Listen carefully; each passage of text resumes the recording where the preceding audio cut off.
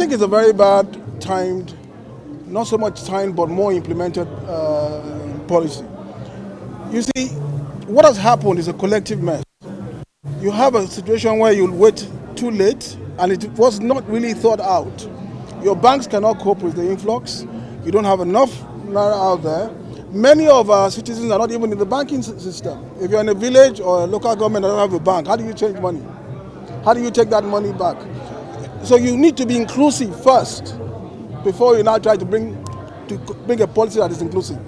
We're not even inclusive yet.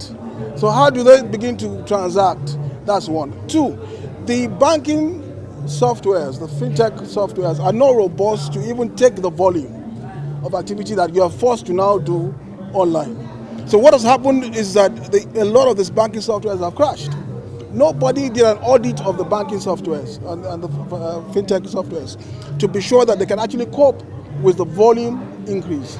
So what you're having is that things are bouncing back, so their softwares are crashing, or you make a payment and people don't get paid for 2 weeks. That's the problem. So they need to have done a dry run, thought all these things through before you go and implement such a thing.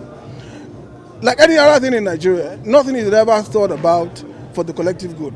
All they do is look at it from their own perspective, forgetting that everybody's not at their own perspective. They never take into account the common person, the guy in the village, the guy in the local government levels, at the ward levels. How would they survive when they can't have cash? How do they survive when even the banks' key softwares are not robust enough to take the volume? So it's badly implemented. There's some things you need to do as a country first, to get them inclusive first, and then you can implement change.